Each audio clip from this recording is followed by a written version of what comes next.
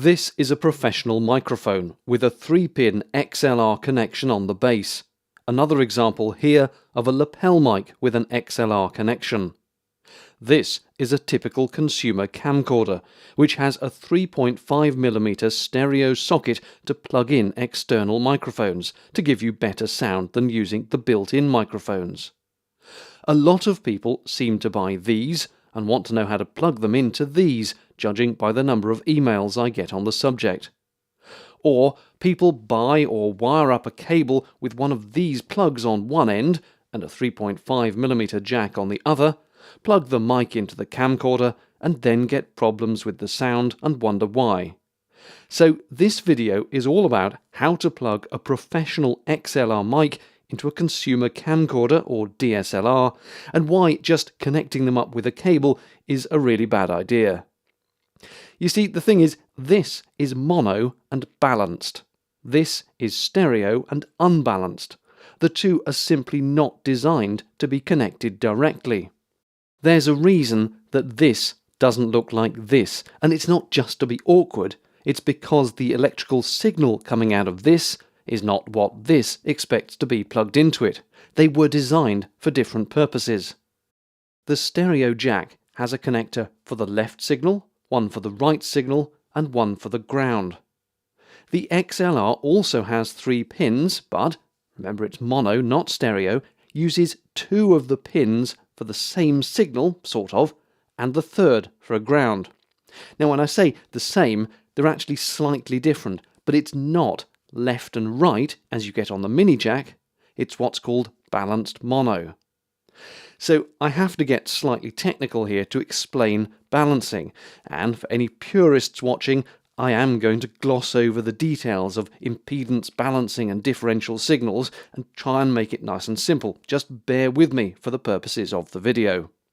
This is a simple example of what a sound wave looks like when drawn. Yes, I know they're usually much more complicated, like this, but to make things easy, let's just use this one. Now imagine that in the middle of recording this signal, there is some electrical interference picked up by the microphone cable. It is mostly cables that pick up noise because they are long bits of wire. That means they act like an aerial and therefore they pick up electrical signals. The interference would show up as a blip, perhaps like this, and it would sound like a glitch in the recording, a nasty click or pop. Now on an unbalanced connection like the stereo mini jack, there's nothing you can do about that except try to edit the glitch out afterwards, but it is on the recording. So clever people thought up balancing, and this is how it works. What you do is send the same signal down 2 identical wires, but you make one of those signals the mirror image of the original, like this. And this actually happens in the microphone before it's gone down the cable. Why? Because when the cable picks up the interference, the glitch will be picked up on both channels the same way, like this. So now this is the clever bit. At the other end, where you're recording the sound, a camcorder that's designed for balanced signals, like this one, takes the mirror image and flips it back the normal way again, so as not to be a mirror image. And the key is, look what's happened to our glitch. It has now been turned upside down, whereas the 2 sound signals, which you want, match each other. So now you add the 2 signals together, giving you a big strong signal for the sound you want, but the 2 glitch recordings added together cancel each other out. This is the so-called differential balancing process, and it means any electrical glitches picked up by the cable effectively erase themselves from the recording. It's simple, but it's clever, and it works. But do note that the balancing and the debalancing happens at either end, in the microphone and the camcorder. There's nothing really special about a balanced cable per se, it's just a bundle of wires. But you can see that if you plug a balanced signal into a camcorder that's expecting only a left, right and ground unbalanced signal, it doesn't know to do the mirror image cancellation thing, so it doesn't.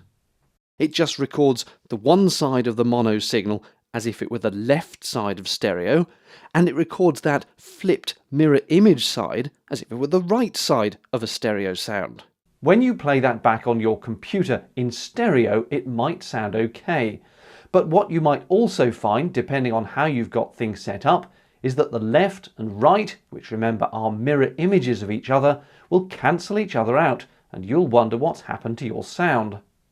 The same happens if you mix the signals down to mono. They cancel each other out. Why would you do that? Well, let me present the iPhone.